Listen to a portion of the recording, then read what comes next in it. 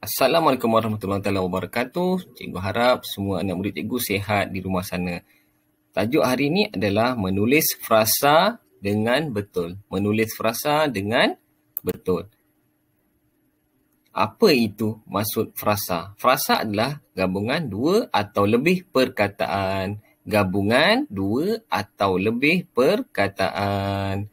Terlihat contoh pada muka surat 101 dalam buku teks Bahasa Melayu tahun 1.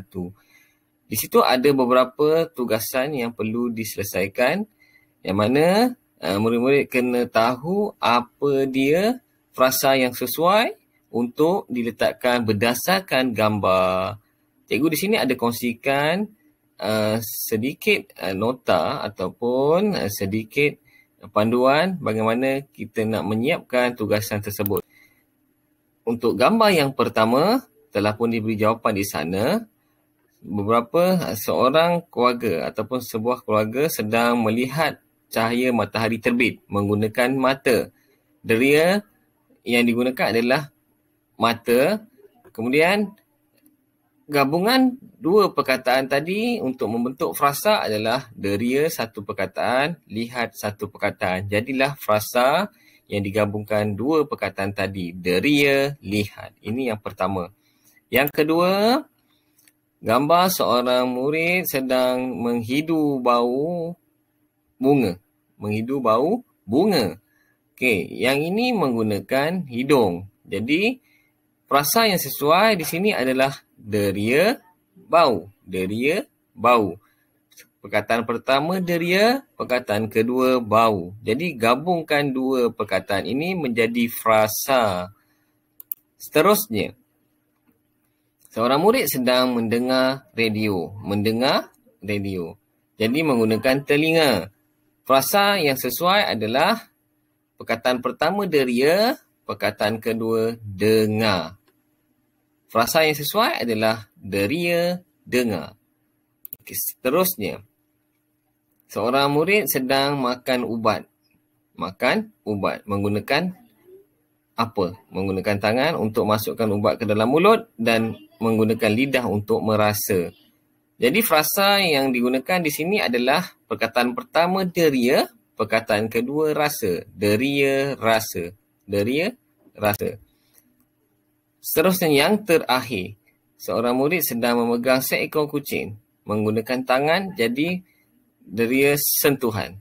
Deria sentuh. Ya, frasa yang digunakan adalah perkataan pertama deria, perkataan kedua sentuh. Jadi di sini frasa yang sesuai adalah deria sentuh. Seterusnya, cikgu nak anak murid cikgu melengkapkan tugasan yang kedua pada muka surat 26 Bahasa Melayu Aktiviti Jilid 2. Buku Bahasa Melayu Aktiviti Jilid 2, muka surat 26. Murid semua perlu melengkapkan ayat dengan frasa yang sesuai. Berdasarkan perkataan di bawah ni, cerita di bawah ni, penjagaan mata. Penjagaan mata ataupun jaga mata kita. Yang pertama, okey, ini adalah jawapan-jawapan yang telah disediakan. Frasa yang telah disediakan di sini, yang pertama menggosok mata. Frasa yang kedua membersihkan habuk. Frasa yang ketiga menjaga mata. Frasa yang keempat titiskan ubat dan frasa yang terakhir adalah mengelap mata. Baik, kita pergi kepada satu persatu. Yang pertama, cikgu bacakan dulu. Jaga mata kita. Mata ialah deria lihat kita. Tanpa mata, kita tidak dapat melihat. Oleh itu, kita perlu, frasa yang sesuai adalah menjaga mata. Menjaga mata. Baik, menjaga mata supaya tidak rosak. Supaya tidak rosak. Seterusnya yang kedua. Jika mata dimasuki habuk, jangan menggosok mata. Menggosok mata. Jangan menggosok mata. Frasa yang digunakan adalah menggosok mata dengan menggunakan tangan. Gunakan sapu tangan yang bersih dan kering untuk apa? Okey, untuk mengelap mata. Frasa yang sesuai adalah mengelap mata. Lepas itu, Okey, kita tengok apa jawapan seterusnya. Selepas itu, titiskan ubat. Titiskan ubat. Ini adalah frasa yang sesuai bagi jawapan di sini. Selepas itu, titiskan ubat mata untuk apa? Okey, untuk membersihkan habuk. Membersihkan habuk. Ini adalah frasa yang sesuai bagi jawapan di sini. Mata kita akan cerah semula. Jika perlu, pakailah cermin mata. Akhir sekali, berjumpalah dengan doktor mata kita. Doktor mata jika sakit mata.